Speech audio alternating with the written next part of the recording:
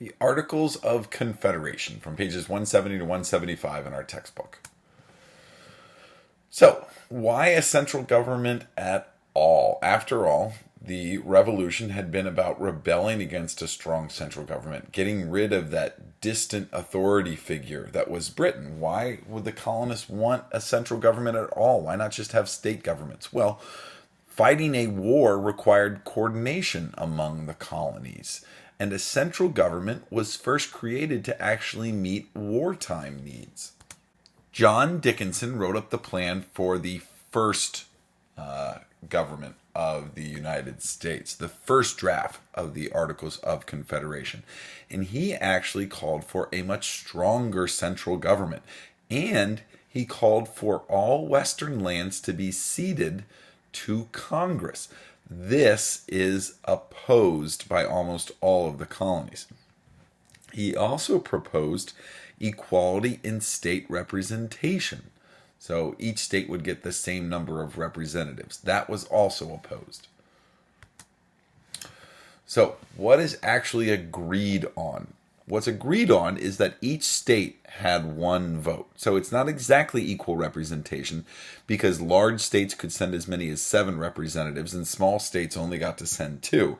But they had to vote together. So each state got one vote. There's also no executive branch under the Articles of Confederation. And probably most importantly, the central government had no taxation power. They had no power to collect any form of taxes. They could only ask for money from the states.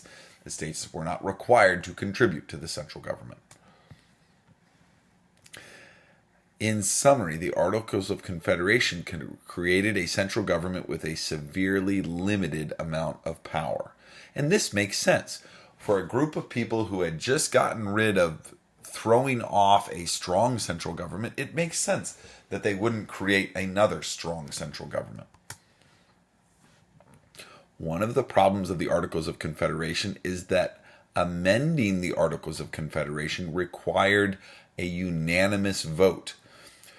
And this means that getting any amendments passed is going to be very difficult to do. So what powers does the central government have under the Articles of Confederation?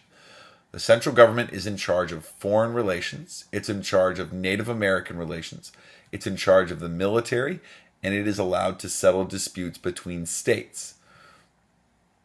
It is not in charge of Western lands. Originally, those lands remained the property of the states who had claims to them.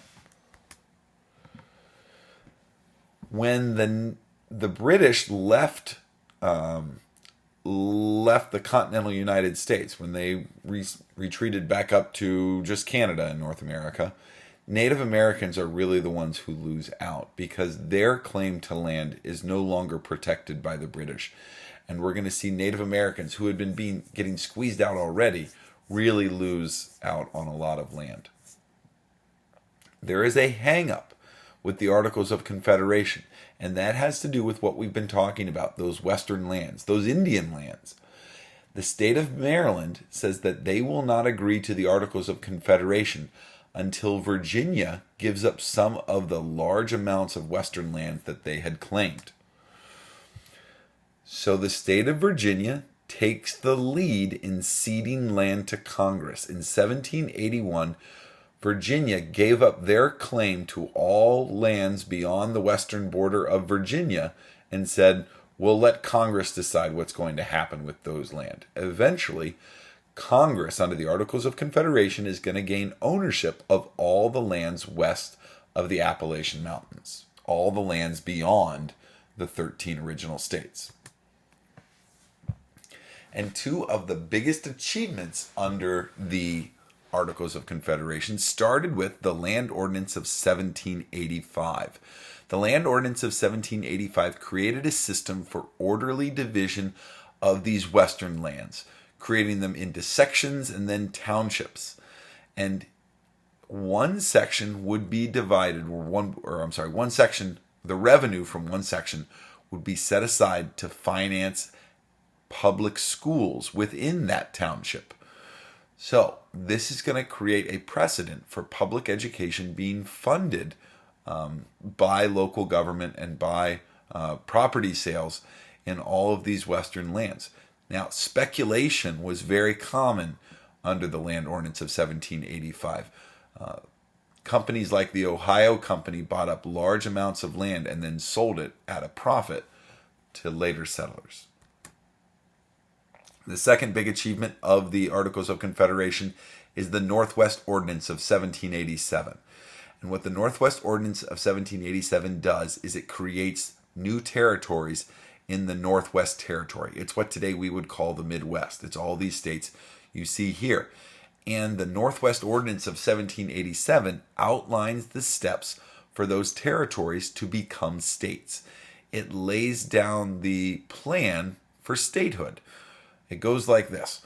Once the population of one of the territories reached 5,000 people, they were allowed to elect an assembly.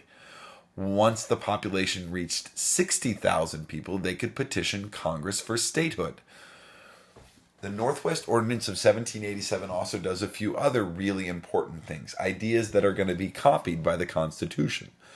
It provides a Bill of Rights for all of the inhabitants of the Northwest Territory with guarantees for protection like freedom of religion and freedom of speech. And it also outlaws slavery in all the territories north of the Ohio River. So, in that Northwest Territory that we were just talking about, we see very orderly settlement of the land. South of the Ohio River, where the Northwest Ordinance of 1787 and the Land Ordinance of 1785 do not apply, settlement is much more chaotic. There are a lot more people rushing in to grab land, and then you have conflicting claims. You have people arguing over who owns what land. So north of the Ohio River, orderly settlement. South of the Ohio River, more conflicting claims.